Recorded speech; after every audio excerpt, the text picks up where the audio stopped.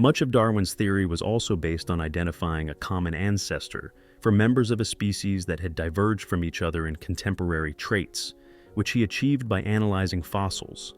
This illustrated that species with relatively few similarities among them had indeed descended from the same ancestor, and that they had diversified from one another by adapting to specific environmental niches. Darwin remarked on this in his writings, succinctly stating that, in South America, the parent of all armadillos might be brother to Megatherium, now extinct. The extent of variation in nature had been extensively addressed in prior writings.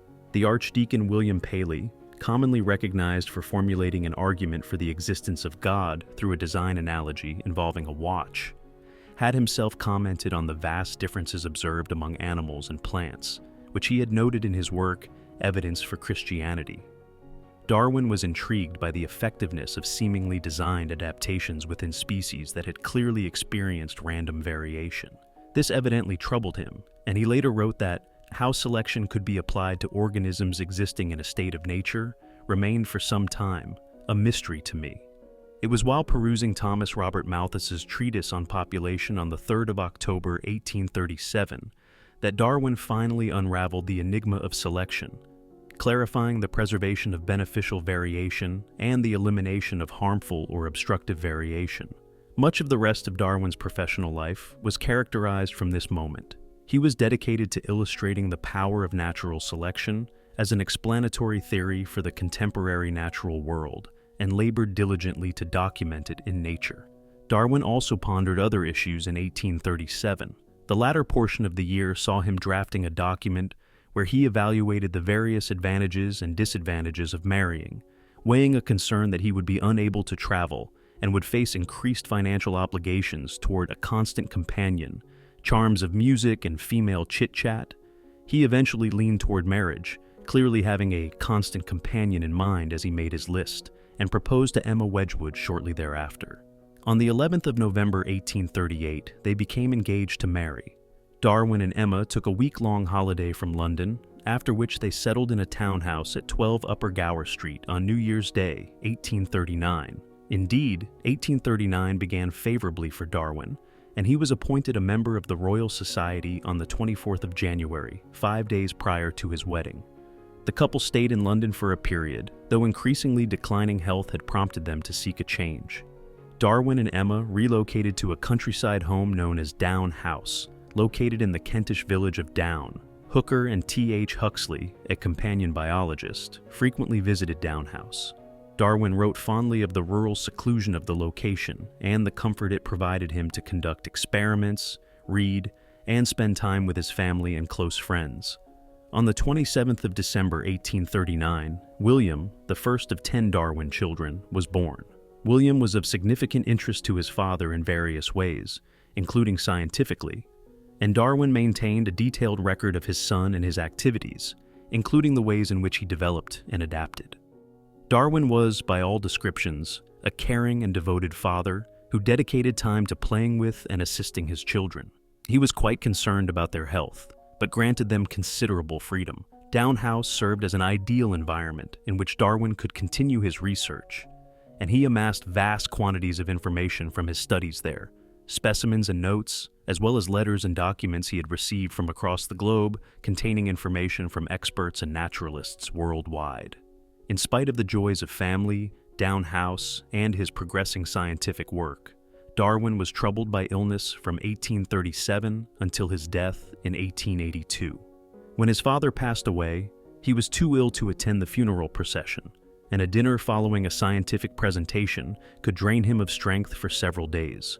Darwin also experienced a significant amount of self-doubt regarding the validity of his own theory of evolution. He refused to publish his findings until he had gathered a wealth of evidence that he could use to confront any potential critics. Initially meant to be a brief essay, Darwin created a draft for a 230-page-long work in which he detailed his theory and offered an astonishing array of evidence for it. He meant to keep the work private, but was encouraged by Hooker and Lyell, who were impressed and urged him to make his findings public. One of the primary reasons for Darwin's eventual choice to go public with his findings was the receipt of a letter from Alfred Russel Wallace, in which Wallace suggested exactly the theory that Darwin had developed and requested his commentary. Darwin did not want to deny Wallace of what was a perfectly legitimate, albeit nearly simultaneous discovery, and organized to have his findings published alongside Wallace's in a joint paper. It was this work that was presented before the Linnean Society on the 1st of July, 1858, and subsequently published in the Society Journal. After this presentation, Darwin felt inspired to more thoroughly articulate his own theory and discoveries, and did so by publishing The Origin of Species, which he successfully finalized in the astonishingly brief span of 13 months. He subsequently proceeded to author 10 additional books, each of which laid out and substantiated his viewpoints while providing evidence, and thus he transformed humanity's understanding of the natural world in a significant way. There are various reasons why Darwin postponed such a long time to formally disclose his findings. He was highly concerned with ensuring that he offered a substantial amount of evidence to support his assertions, and was somewhat sidetracked by his studies on barnacles. This research prompted him to examine their reproductive mechanisms and revealed to him the considerable diversity in the phenotypes that emerged. One of the key factors that influenced Darwin to create and release his Origin of Species was undoubtedly the impact of Wallace, and it is crucial that his work and investigation be acknowledged alongside Darwin's as research that transformed biology. After it had been created and released, The Origin of Species was a success. The first edition sold out on the first day, and the following editions that were drafted and issued were highly sought after. The book itself was insightful and well-structured, laying out the foundation of the theory of evolution, paired with an abundance of evidence that encompassed all primary areas of recognized biology. Darwin also traced the evolutionary progress of various organisms and examined how organs had specialized for their functions, how certain species had gone extinct, and predicted the surge of the human population. One reason for the success of the work was the review it garnered from the prominent zoologist Thomas Henry Huxley, who commended the work and exclaimed, "How extremely stupid not to have thought of that." Several other highly influential scientists endorsed Darwin's work, including Hooker, Lyell, and Canon Tristram, the biblical zoologist.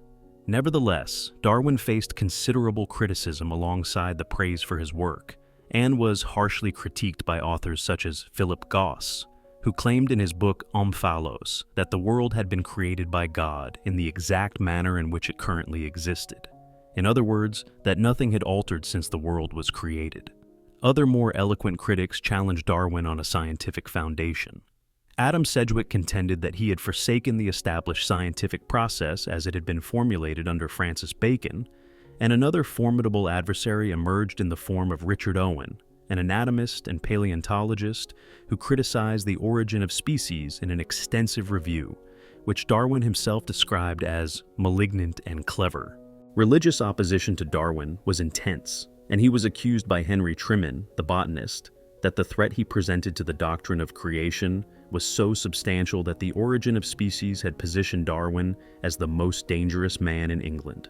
Tension surrounding this issue escalated during a significant debate at the British Association in Oxford, where Bishop Wilberforce criticized the theory of evolution, which was ably and effectively defended by Huxley, who was at the peak of his influence. Indeed, Huxley continued to be a vigorous supporter of Darwin, and during a subsequent public confrontation with Bishop Wilberforce, was reported to have told the bishop that he would prefer to have an ape as an ancestor than a person who used their reason and intellect to attack those pursuing the truth.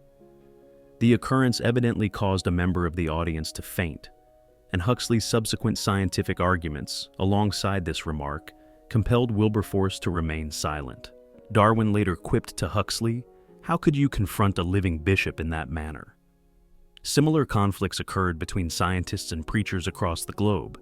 In the US, Germany, and Russia, public exchanges took place between scientists and their adversaries, bringing intellectuals like Ernst Haeckel to the forefront, in a position akin to that of Huxley.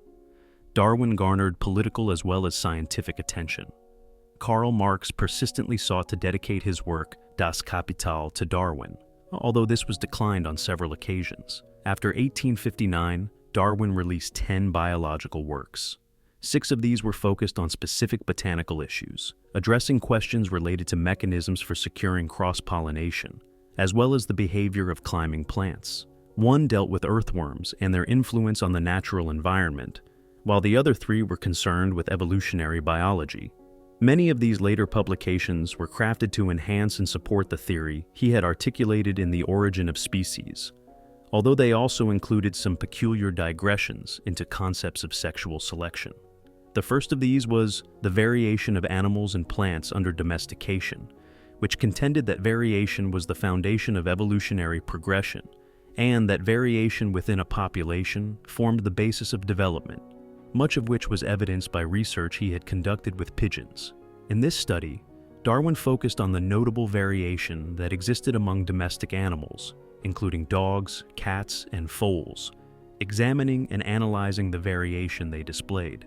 He maintained from this his initial conclusion that evolution was a gradual process, which depended not on sharp differences between members of a population, but on small incremental changes that became increasingly significant in a species over an extended period. Later in his life, Darwin introduced the theory of pangenesis, which was his effort to explore and explain the mechanisms through which traits were transmitted between members of a species. He proposed that entities called gemmules were passed between organisms through sexual reproduction, a theory which was, of course, incorrect. Yet it was still a heroic effort to account for inheritance in the lack of any understanding of DNA. Following his variations, Darwin continued developing a new book, The Descent of Man, in which he strongly rejected the notion that man had descended from Adam and Eve and proposed instead that they evolved over an extensive duration through the mechanism of natural selection. Darwin claimed that humans had evolved from a type of ape-like primate, which might have emerged in Africa, a hypothesis that is still highly endorsed by more recent studies carried out by scholars such as Broom, Dart, and Leakey. Numerous critics during that era were scandalized by what they perceived as his claim that humans had monkeys as their forebears, which indeed was not at all what he was asserting, since monkeys were the result of a period of evolutionary development that had occurred alongside that of humans. Darwin commenced his inquiry by analyzing the similarities between humans and apes, and observed the likeness of the formation and functioning of certain organs and musculature between the two, alongside the similarities in brain structure. He also observed various vestigial traits in humans, such as the embryonic development of a vestigial tail, and that some individuals exhibited what eventually became recognized as Darwin's point, which appears as a thickening of the helix at the edge of the human ear, an inversion of an evolutionary trait linked to the pointed ear tips of certain primates. Darwin further highlighted that humans and primates shared not just physical, but also emotional traits. He contended that apes displayed a high level of emotional sophistication, which became evident in logic, creativity, and moral sensibility, though he stressed that, while recognizable as a distant representation of human-like intelligence, that of humanity was undoubtedly superior. Darwin also allocated a significant portion of The Descent of Man to the subject of sexual selection, and asserted that a large part of the struggle in nature, in this context, related to procreation. Mammals endeavored to prevail over each other for mating opportunities through physical confrontations, which allowed them to showcase displays of strength. He also argued that for numerous species, the size of the male was a crucial determining aspect of the sexual liberties it could enjoy, and highlighted this as a noteworthy element in the reproductive conduct of creatures such as the sea elephant, commonly referred to as the elephant seal. In birds, Darwin contended that sexual preferences and selections for members of a particular species were more frequently influenced by visual presentations. Male counterparts in many avian species exhibited more vibrant colorations than females, and their mating behavior often initiated with a dance or visual display, which allowed the male to present their feathers and plumes to a female. Darwin remarked that this behavior was especially noteworthy for birds of paradise and hummingbirds. Some of these concepts have since been undermined, such as Darwin's broad claim that animals were polygamous. Contemporary understanding shows that many birds form monogamous partnerships, and there have subsequently been biological distinctions made between social and sexual monogamy, which Darwin conflated with one another. Indeed, we now also understand that colored plumage on birds frequently serves to defend territory and deter attackers as much as, if not more than, it functions in establishing sexual relationships. These oversights shaped Darwin's further general claim that sexual reproduction within a species was nearly entirely governed by the female's selection of sexual partners. This perspective has since been debunked, and we now recognize that numerous rituals are indeed reciprocal in enabling both partners to make a choice.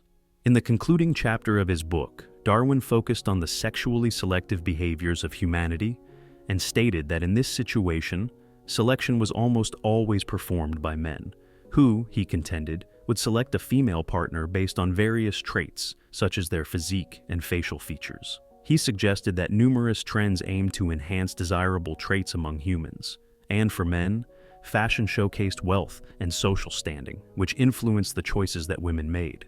These concepts are undeniably very much reflective of their era and have faced numerous critiques from social scientists. Indeed, there is an evident lack of several essential elements of human social and sexual interactions, such as the significance of forming emotional connections between sexual partners and the reality that female selection in human sexual preferences has been a consistent trait throughout human history.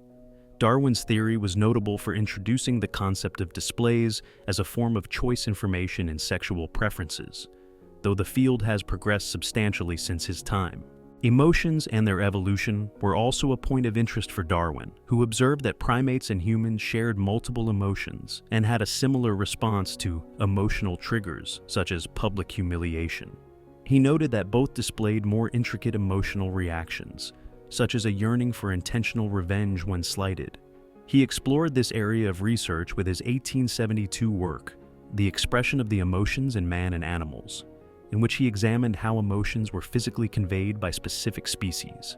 He noted with curiosity the expressions of emotion in cats, horses, monkeys, and apes, as well as a wide array of other animals such as porcupines, hyenas, and kangaroos, leading him to deduce that emotional expression was inherent to many animals. In his quest for data on authentic emotional expression in humans, which was spontaneous and sincere, Darwin concentrated his efforts on the expressions of infants and patients in asylums, acquiring photographs of facial expressions which he categorized and analyzed for similarities. From this, and a study he conducted globally, he concluded that despite culture and location, human emotional expression was largely uniform around the world, and many actions and modes of expression would be recognized among humans regardless of their origin. Darwin further contended that these types of emotional expressions, as they appeared in animals, originated from a readiness for action, swans exhibiting a state of aggression with arched wings and bipedal thrust, dogs showing their teeth in distress, which arose from an evolutionary practice of preparing for action and thereby granting animals with this behavior, these expressions of emotion, an edge in their chances of survival. Darwin also devoted subsequent books to the evolution of vegetables and plants and opposed a common belief that some plants practice self-fertilization. The variation present in these species would need to arise from some degree of cross-pollination, which he wished to further explore. Some research had already been conducted on the topic, particularly by Christian Conrad Sprengel, who had proposed the theory that flowers attracted bees and thus contributed to the process of reproduction and cross-pollination in his 1793 work, Das entdeckte Geheimnis der Natur im Bau und in der Befruchtung der Blumen, which represented pioneering work in the advancement of biological knowledge, but gained little recognition during the author's life. Darwin aimed to expand this understanding through research that examined the reproductive processes of plants and the mechanisms of cross-pollination. He particularly focused on orchids and the ways in which the proboscis of moths evolved to access the nectar contained within them. One genus he studied was the Coryanthes orchid, which was designed in such a manner that bees would tumble into the center of the flower and become coated with pollen, which, once they had crawled out, they would distribute to other plants. The various and clever methods by which plants were adapted to the process of cross-pollination greatly intrigued Darwin and led him to refer to them as beautiful adaptations, which could surpass in an incomparable fashion the inventions and adaptations of which the most fertile imagination of man could conceive. Darwin explored these processes further in his later book, Effects of Cross and Self-Pollination in the Vegetable Kingdom, which posited that there must be some intrinsic value in the cross-pollination of plants, and that, over time, plants and pollinators, such as bees, become adapted to one another through characteristics such as the evolution of an elongated proboscis, or a flower that permitted access to a specific species of bee. Darwin also proposed theories regarding the growth of plants. indicating that stems had the capability to bend as they grew through the process of asymmetrical growth on one side of a stem, surpassing the rate of growth on the opposite side, and consequently pulling the plant around a curve along the axis provided by the slowly growing side. This process was commonly observed in plants that adapted themselves to make optimal use of light conditions, although it also occurred at night, suggesting that some residual hormone caused by mechanisms beyond the reflexive response to the stimulus of light must be influential. Darwin's final book was published in 1881, and it focused on earthworms. He carried out much of this investigation in his residence at Down House and built a worm stone to measure the rate at which the stone fell into the ground and thereby assess how significant the impact of earthworms on the structural stability of the soil in the lawn was. He performed additional experiments which enabled him to discuss the anatomy, habits, and physiology of earthworms, and even examined the influence that music might have on their behavior, noting that a bass note played on a piano would cause them to retreat into their burrows. Darwin, now advanced in years, illustrated that earthworms were responsible for the monoliths at Stonehenge, sinking and thus appearing much shorter than their actual height. He also demonstrated that their activities led to a Roman villa sinking so deeply into the ground that it became too buried to be influenced even by intrusive agricultural methods like plowing. This thesis, an overlooked work by a man who is mostly remembered for his other studies, nevertheless summarizes the principle which was fundamental to much of his research, that small gradual actions and processes would, over time, produce significant impacts on the natural world. During the winter of 1881 to 1882, Darwin faced severe heart issues and was incapacitated more than he had been previously. And on April 19th, he passed away, shortly after his 73rd birthday. Darwin was interred in Westminster Abbey and was escorted to his resting place by the President of the Royal Society, Huxley, Hooker, and Wallace, along with several other distinguished individuals, to be laid to rest alongside Isaac Newton. In his lifetime, Darwin stood out for many achievements. The fact that a man, without formal scientific education, would undertake a journey as demanding as that completed on the Beagle to then present one of the most powerful and impactful frameworks of biological evolution in human history, as well as a multitude of other botanical, paleontological, and geological ideas that were revolutionary in their own right, was undeniably remarkable. He is currently celebrated as the father of various scientific fields. The impact of Darwin's central theory of evolution cannot be exaggerated. The disruptive influence that this had on biological, scientific, religious, and social perceptions continues to be profoundly significant throughout the world today, and he is often honored as a champion of reason and scientific exploration. Darwin was largely defined by his humility, his commitment to his self-chosen objective of scientific progress, and his unquenchable thirst for knowledge. We certainly owe our modern appreciation of our own origins and existence to him, and he remains one of the most admired scientists to have ever lived. What is your opinion of Charles Darwin?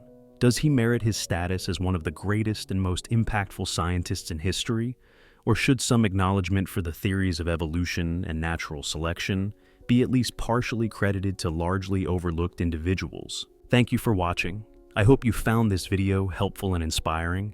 If you enjoyed it, don't forget to give it a thumbs up and subscribe for more content like this. Share your thoughts in the comments below and let me know what topics you'd like to see next.